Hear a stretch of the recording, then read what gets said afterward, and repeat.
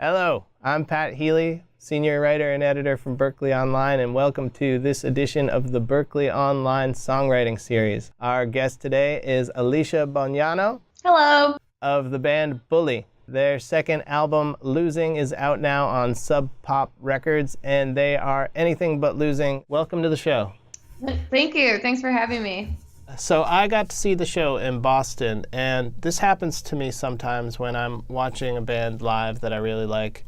You know, midway through the set, I haven't heard the one or two songs that I'm most excited to hear, and I'll start to worry, oh no, what if this band doesn't realize how good these particular songs are? What if they just leave them out of the set altogether? But when you performed, sure enough, you left the songs that I was most eager to hear till the very end. So tell me about when you're structuring your set list. It's funny. I actually have just been working a bunch on reconfiguring the set for this up-and-coming run because we're playing 3 Nashville shows, and I want the songs to obviously not be arranged the same every night. But it's so much easier said than done because of the different tunings involved, and certain songs just flow into each other, and sometimes you have to change them a little bit, or the endings to make it ring out if it's normally a hard stop. But I Remember is just one of those songs that's, for me, it feels like a really good opener and a really good closer. So it's not at the beginning of the set because it's not on the second record we just put out. Yeah, I don't know. It's really fun to close with. People always get really excited when we play it, and it's just a fun rush of energy for us, and I don't have to think too much about it. I can just really let loose and have fun. But yeah, a lot of that comes into play with tuning and stuff and how things ended up working together and running into each other. And there's only a few songs that could work as an encore in my head, and that's one of them. And I always want to kind of lay them out so I can talk as least as possible, so that has a little bit something to do with it. But yeah, those are drop C, drop D, and standard are our main tunings that we go throughout the set. Talk to me a little bit about Running from the new album. I started with bass for Running, and then I moved to lead guitar after it. So if I'm ever going to start with bass, then I just have a loop pedal, and I'll sit down. And I really like writing with bass. I like bass a lot. And I get bored of just playing chords on the guitar. So if I start with bass, then I can move over to lead stuff. Mm-hmm. So yeah, I started with bass with a loop pedal, and then looped it, and then wrote the lead part over it.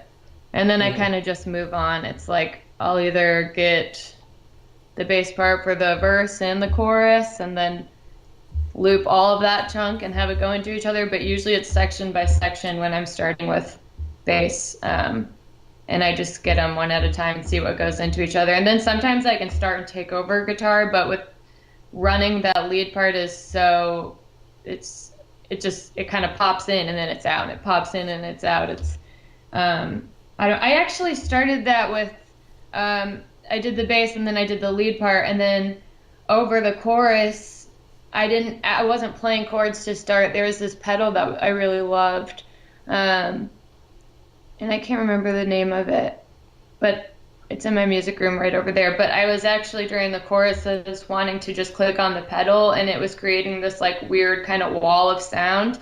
But when I took it on the road and was testing it out before the record was out, it was so different in each room it was in, and my amp distance to the pedal, that I just decided to go with the chords and then break out into the lead part for the second half of the choruses. So yeah, that went through a couple different stages, but to make I just made that really long. The answer is I started with bass.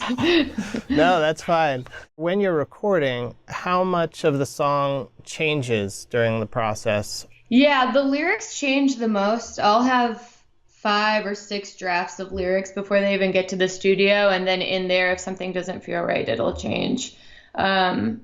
Those definitely change the most. And then I would say the biggest change doesn't happen within us playing it as a band in the studio, but it happens within me doing those demos and then sending them to the guys and working them out with everybody. That's when the most changes happens. I think that's just when I can be the most creative and I'm not sitting down and recording and writing things and in a room alone. It's nice when someone can actually be behind me playing drums and I can try it at different tempos, or I can try dropping out at different parts, certain things that I can't really do when I'm just writing alone. So I would say the biggest changes occur over that period of time. Can you think of any examples of any lyrics that were major changes at the studio? Well, this doesn't happen. So since I do track everything on tape, I try and do everything I can beforehand. So, but this is a big one that changed from a demo to the final product was Feel the Same. Instead of saying, hope you're okay, I had wish you were dead. So that was a pretty drastic change. I found it the other day. I don't know what I was going through. I think I was just going through old demos and I was like, okay, wow, that's a little dramatic. Well, one last question about that song, Running, is I hear in that song, in the background, you can hear you harmonizing in this prettier voice, and then on top of it is the yelling voice. Was there ever something in the creation of the song where you thought, okay, we'll use this nice, pretty melody, or we'll use the yelling? And I guess, did you always know that the yelling would be the top track? Yeah, no, it's kind of my favorite thing to harmonize with screaming. And it's really funny because when we track it, so we're in studio, we had electrical audio, which the control room's upstairs and the tape transport's upstairs, and then downstairs is where you do vocals and stuff. So when I get up to do vocals, I'll have John, who's our assistant engineer, be upstairs tracking them. And in between, after I get the main line done, sometimes if I still want to mess around with harmonies, if I don't feel like I have them totally worked up, then I'll just have everybody out of the room and I'll just sit with the tape transporter at the console and just like rewind and practice different things and kind of go downstairs from there. But I've heard so many times from either like John or the band, they're like, wait, what? You're gonna go downstairs and harmonize over this scream right now? And I'm like, yeah, it's gonna be fine.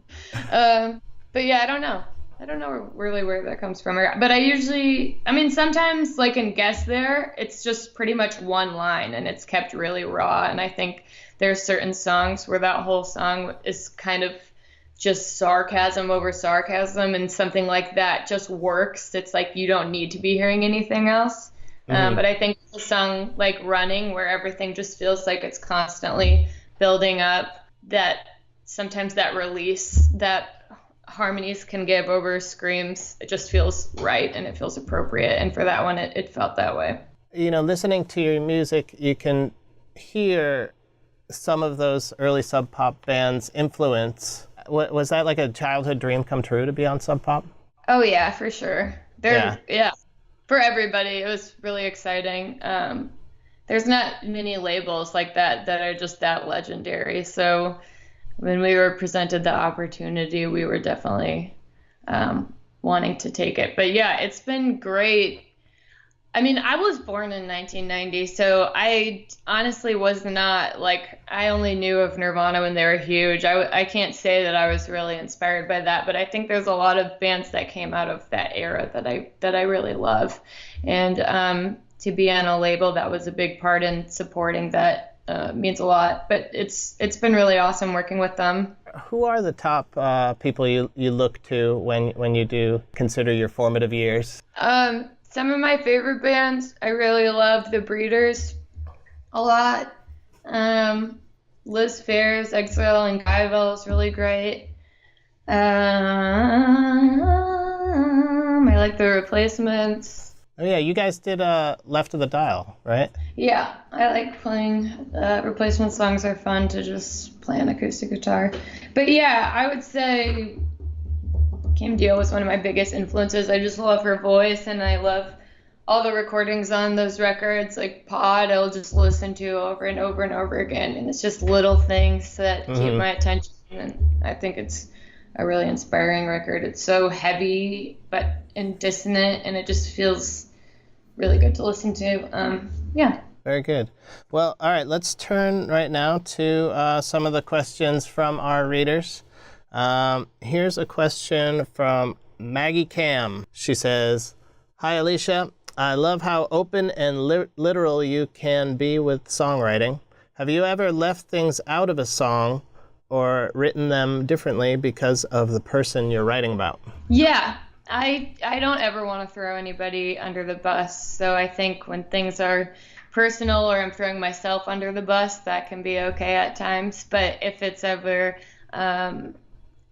about somebody else, then I try and not make it obvious who it's about because I don't want to be mean or on bad terms with anybody. How many of the songs are about one, like, would you say a majority of the songs are about one person or everybody's different?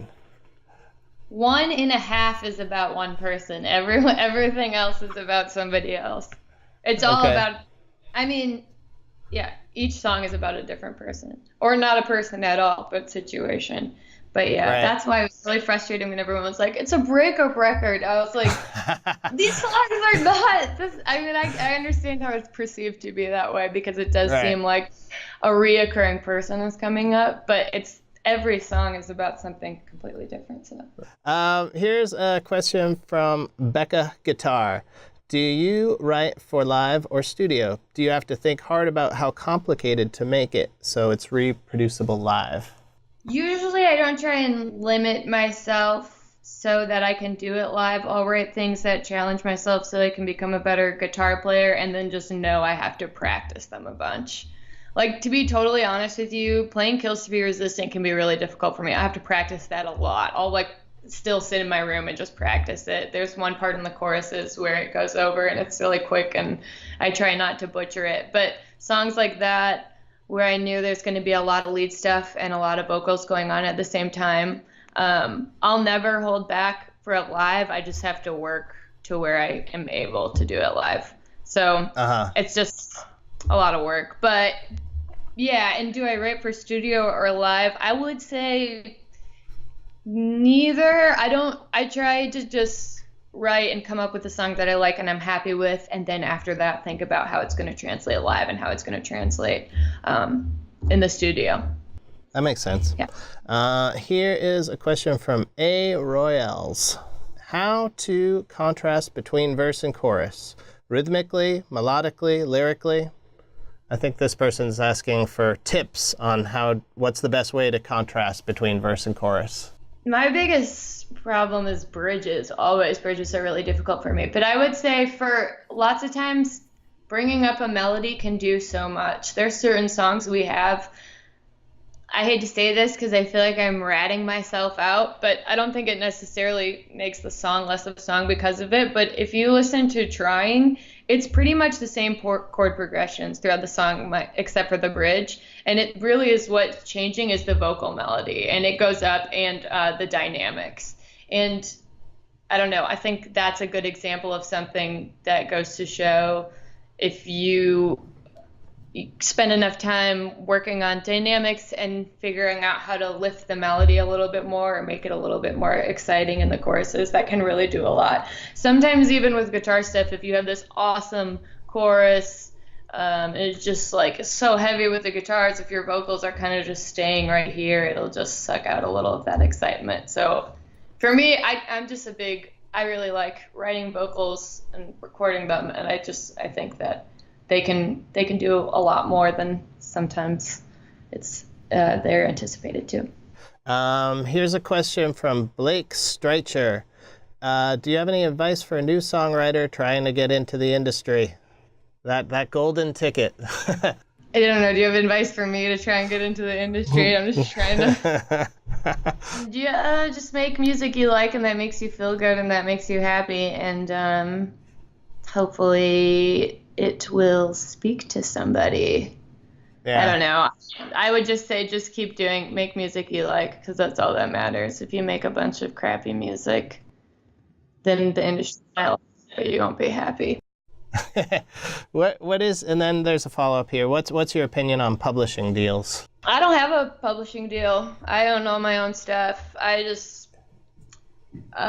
think it really depends, because for certain people, it can be really great if you're looking to branch out and write with other people and work with other people a lot. Then publishing companies can be really helpful in opening up that door and making that connection between you and other writers.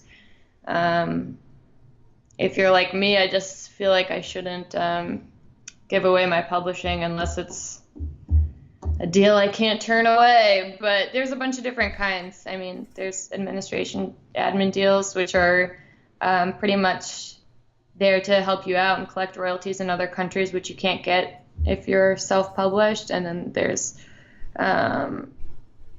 co-pub deals, which is a bigger percentage that they'll take, but also they'll probably be more involved. And so it kind of just depends on the writer and what you're looking to do. Have you had any music in films or commercials or anything? We did. We had Too Tough in a commercial for a job placement company, and we've had Tryings in Guitar Hero, Milkman's in Tony Hawk, a lot of smaller things. That's kind of funny, the job placement commercial. What was your reaction?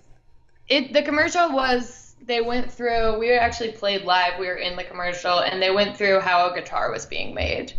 And then it was like circled around to being back at a show. And then I snatched a guitar and Too Tough was playing in the background. It was very dramatic. Okay, here's a question from Eric Zawada. You seem incredibly confident when it comes to writing vulnerable lyrics. For example, Trying, I remember. They're so direct. How did you develop the courage in your songwriting with sharing such raw personal details of your life? I always feel sheepish sharing anything too personal, especially knowing that my parents, bandmates, wife, etc. will listen to it. I think about that all the time. I actually think about, like, if there's going to be an extended family member that's going to call out something in my lyrics or just kind of be like, that wasn't appropriate for you to write about. But I think there just is this line of respect where those people who you think are close to you, if they really support you, are just going to know that it's your creative outlet and it's kind of what you need to do just to get through the day. But when I first started writing just a little bit more direct, I was definitely timid when we were playing live. But it went away so quickly. I think the response I got from that and the connection that it seemed to have with other people was way worth any sort of... I'm like watching my language. I don't know if I should be. I'll just... any sort of butthead who's like gonna dog on you for writing whatever about throwing up in someone's car. But... it just takes time. For me, like I said, that when I first listened to Liz Phair's Exile and Guide Bill, I remember just distinctively thinking I really appreciate how honest they were. And to me, it's harder to do because I'm forcing myself to really understand what I'm writing and making sure that the whole song makes sense. And if I looked at the lyrics and read it out loud, that I could at least get a general idea of what it was supposed to be about. And being honest in lyrics is just kind of a part of that for me. So you just do what you want to do. If you want to write like where nobody understands you and it's abstract, then go for it. If you want to write personal, don't not be personal because you're worried about what people will think. Right. Well, conversely, it's interesting. You take the first song on both albums have at least one line in the first song that might make somebody's parents blush. Was that kind of your MO to, just shock at the beginning, or was it just part of your just being honest? No, it's just being honest. I'm never like, let me throw in the shock factor. I mean, I don't. It's not. It's like kind of if you're gonna get there, it's like compared to what, There's so much more stuff. That's never really the part. It's honestly just like this is something that happened, and I feel like this is kind of a part of what this song is about, and it, to keep it out I would just kind of be fooling myself. So it's definitely not. I'm not trying to create any sort of shock factor. If it has that effect, then I don't know, I guess that's fine. Here's a question from Jim Seigert. A while back, I heard that there might be Jim. You know Jim? Well, Jim would come up to our Ohio shows. Uh-huh. Nice guy. Okay. Well, Jim, nice guy Seigert asks, a while back, I heard that there might be some collaboration with you and Courtney Barnett. Has that materialized? No, Is it just a that's never rumor? been a thing. I mean, that would be great. Please. Courtney Yeah. Barnett, collaborate with me. No, I don't know. No. Have you any dream collaborators in mind? I don't know. Honestly, the thought of collaboration just makes me feel really crazy. I think writing for me is just such a personal thing, and I do it. I'm so used to just doing it alone. I feel like the moment I would get in a room with somebody, I'd be held back a little bit just naturally because I would be a little bit more insecure, and more timid to present ideas. So Kim Deal calls you on the phone and you say, I'd be like, yes, obviously, yes. I would not say no because I was fearful. I would say yes, and I'm sure it would be great, and I would get through it, and then maybe I would love it. Steve C30 asks, what was the first song you wrote? Oh, well, one of the first songs I wrote ever, I can't remember. When I was little, I used to write melodies all the time, and when I was in high school, I wrote really terrible songs. But the first song I wrote for Bully, I think, was Bully. That's awesome. What was your experience with bullies growing up? I mean, I'm sure you get that question all the time, but I'd be remiss if I didn't ask since we're on the topic of it. The whole reason I named it Bully, this sounds so corny when I say it out loud, but I've been forced to talk about it so many times. Because I wrote the song Bully, and it sounds like a good band name. And the song Bully is totally about being your own bully, which I know sounds so corny, but it's about just kind of being in your own head and learning how to overcome your inner demons, if you will. But yeah, so it wasn't really about bullies, but I don't know. I mean, bullying is terrible. I think everybody deals with bullies in their life. I don't know anybody who hasn't. I can specifically remember people in high school, middle school that just said certain things that stuck with me for a very long time. I know. I'm sorry to have to ask that question. It's just, and you must answer it all the time. But we were on the topic. No, I don't. I just don't. I don't care that you asked that. I just hate. I get so like anxious thinking that anybody would think we're like pro bullying because of the band name Bully. But I also feel like if you know the band at all or have listened to the music, that would be clear. Here is a question from Heidi J. Beertaler. I used to live in Seattle for 6 years up to 1980. We left before Mount St. Helens blew. And then again from June 88 to August 1990. How is Sub Pop today? And how did you get signed not living in the Pacific Northwest? We haven't lived, our label before was in New York, so I think a lot of labels don't just sign bands that live in their regions, but there are also a lot of Seattle bands on Sub Pop. Sub Pop is doing great. They bring their dogs to the office often, which is really a treat to see, and there's a lot of cute dogs. Everybody that works there is great. And yeah, it's doing awesome. They have a lot of bands on their label right now, so they're just busy. But yeah. I was thinking about that show in Boston, and there were people shouting out a song, Shark Tooth, is that the name of it? Yeah. And you didn't play it. What was the reason behind that? I don't even know if we just haven't played that song in forever. We spend a lot of time practicing and working out sets and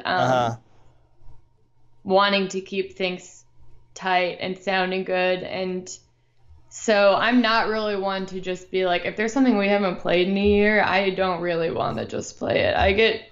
I'll overthink it and yeah, I don't know. I mean, we should work back up Shark Tooth, but songs that we have in our set, they kind of go in and out. It's like we were playing Shark Tooth for a while and then we stopped and added something else in, and it just changes. But honestly, I don't think that Wes, our drummer, has ever played Shark Tooth. I don't know. Oh, really? Or like we haven't played it with him for a year or something. So yeah.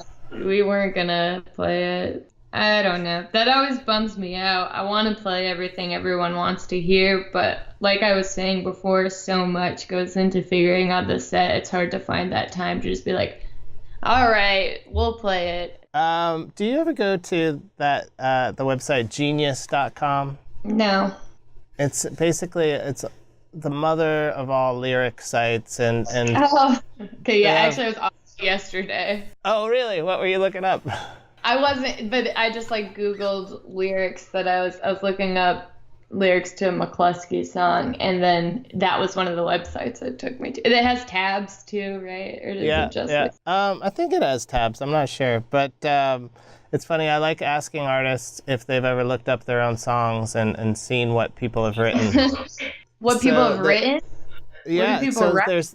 there's interpretations. So, like here's which song says, "There's no flawless education, just a stupid degree." And somebody said, "She has a beef with the education system. Growing up, we're taught that we all need to be successful. All we need to be successful is a good education." Alicia echoes the sentiment that many people have, which is, what good is devoting yourself to your education if all you get from it is a piece of paper? Is the Genius contributor right?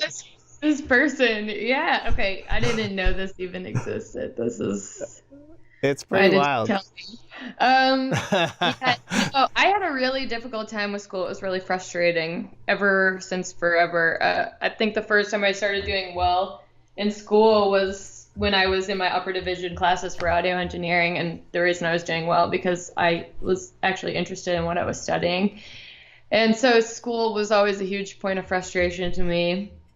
I just learned differently. I like to see things and feel things, and just, I was always that person who, my friend next to me wouldn't study at all and get an A, and I was up till 2 a.m. studying and I would get like a C. So just school for me forever was really frustrating. Also, I don't know exactly what mindset I was at when I wrote that, but I know that it was weird going to school for audio engineering because people would constantly drop out of the program and they would just say, you don't need this, blah, blah, blah. Like, why am I studying this? But really, they were just, I mean, sure, I guess that makes sense, but I don't think that was really the reason they were dropping out of the program. And so that was just a weird thing to be going through school for something that was constantly being dogged on by other students and were dropping out of. Because I really liked going to school for audio engineering, and I thought it was really beneficial. And there was a lot of basic things that I learned from that program that I don't think I would have picked up on myself. So it was either one of those things that I was writing about. But yeah, that person is pretty spot on. Well, we're just about out of time. I've one last question here from somebody named Red5. Can you talk about the factors you consider when sequencing the album? Oh, yeah. Woo! Woo! It's a good last question. Yeah, it's pretty much just like I'll put things in my computer and then I'll just forever, which feels like it takes forever. Sometimes really you can only get the full effect of sequencing if you sit down and listen to a record for 45 minutes, which is super annoying. But I usually start with just listening to ends and seeing what fades out or what ended with feedback, what started with feedback that I could maybe loop together, or what has a hard stop and a quick beginning. And then also try and weave in and out of fast and slow so nothing feels too boring at times. Those are how I start, and then it's just a listening. I'll listen in my van, I'll put them on my headphones and walk my dog and just make little tweaks every time. But sequencing losing was difficult. I think that all plays into what I was talking about, the set list too. You don't want to have 4 slow songs back to back in the middle of the set because you don't want to lose people's attention. But yeah, that's really what it is kind of going through and starting with just the beginnings, and then also just clicking if you can start on the end into another. And it's so weird because certain ones you'll listen to back to back and you're like, oh, there's just no way. Like that just can't work. And everybody's just like agrees that it can't work. And then other ones you'll put next to each other and you'll be pleasantly surprised. So yeah, it's really just trial and error over and over again. And if you do have any feedback, ending that can also flow into something and you can kind of figure that out. Well, yeah, you do sequencing before mastering, so then they'll be able to kind of tie that in there. And that's always a nice little treat. Yeah. Well, Alicia, thank you so much for your time. And thank you for listening. And thank you to the Berklee Online video team, the creative team, Katie and Grace from Grandstand, Ryan and Julian from C3, and of course, Alicia, and you for tuning in.